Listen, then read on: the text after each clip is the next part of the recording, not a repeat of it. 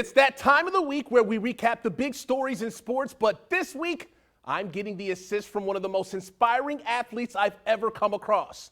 So without further ado, let's fire up another edition of The Rick's Review. All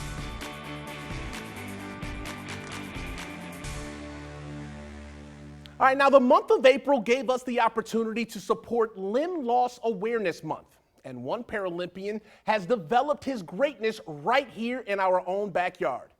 Durham native Desmond Jackson has dreams of winning the gold in Tokyo, but those dreams were temporarily dashed when the Olympic Games announced they would postpone until 2021.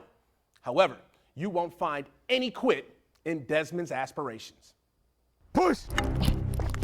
If you don't know the name, There you go, stay in it. you better find out quickly. Open it up. Because this cat will leave you in his dust. Put it down. Desmond Jackson has been a phenom in this sport Good. since competing in the Rio Olympics back in 2016. Walk it back slow. A current member of the U.S. national track and field team, Des holds the U.S. record in the 100-meter dash as an above-knee amputee. I don't really think about it too much now. I've been an amputee all my life. He had extremely high hopes while preparing for the Tokyo Games this summer until that fateful day arrived where they officially postponed the Olympics due to the COVID-19 pandemic. When I first heard, I was somewhat surprised and obviously upset.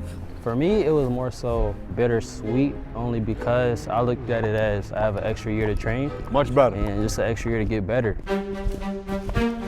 Well, one thing he's not getting to use since the pandemic took off Hold that. That's it. is the track and field stadiums across the state. Feel how you was able to catch that? Good.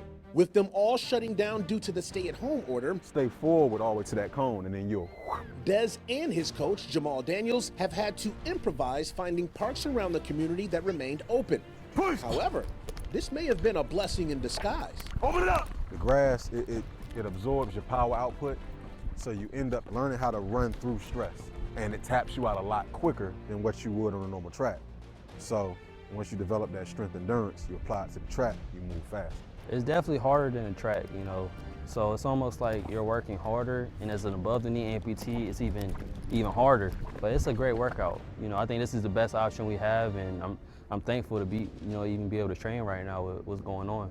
Although Des will have to wait one more year to go after the gold, his coach knows the greatness that he is getting to mold.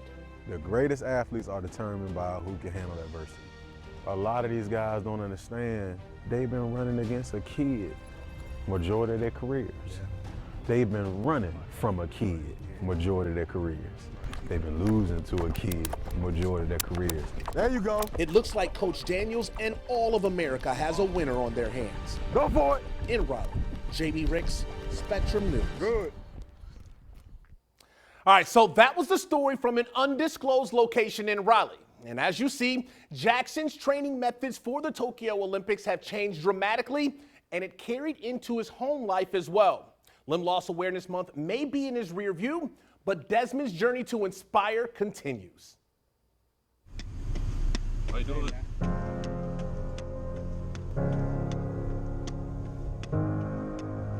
This is what I love to do, and I pride myself in working hard, and I know when I work hard, the results will come. Desmond Jackson's aspirations to be a professional athlete have not been halted by the COVID-19 pandemic. However, the virus has thrown a monkey wrench in his training. Tracks across the state have been shut down, so Des has had to improvise his training while at home in Durham.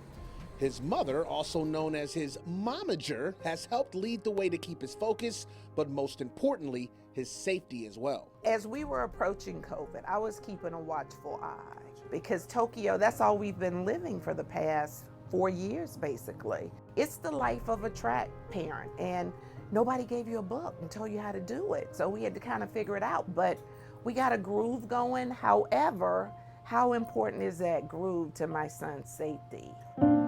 His junior year in college was disrupted when the pandemic hit, forcing him to leave campus. Upon his arrival home, he quickly realized that he had even greater responsibilities on his shoulders. I stayed with my mother and my 87-year-old grandmother, so I have a duty to not only be the man of the house in a sense, but also to be a caregiver, a secondary caregiver to my mother with my grandmother.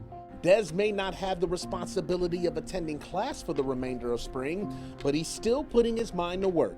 This is also a time where you need to be as creative as possible. And he has implored that creativity whenever he could. He works out in the living room, in his room. We're in the basement now, so he works out all over the house, and he tries to maintain a level of fitness at all times. No matter what the future may hold, Des knows that he has a platform to inspire all athletes that come behind him. I think every individual has a unique personality that is usually brought to the light through their confidence. You know, if somebody doesn't have the confidence, they might be shy, they might not speak their mind. And I really pride myself on that, because I want to not only do it for myself, but set an example for others. In Durham, JB Ricks, Spectrum News. All right, I definitely want to give a thanks to Desmond and his mother for allowing us to tell his story, but a special shout out to our chief photojournalist, Mark Barger, who did a beautiful and magnificent job of putting those pieces together.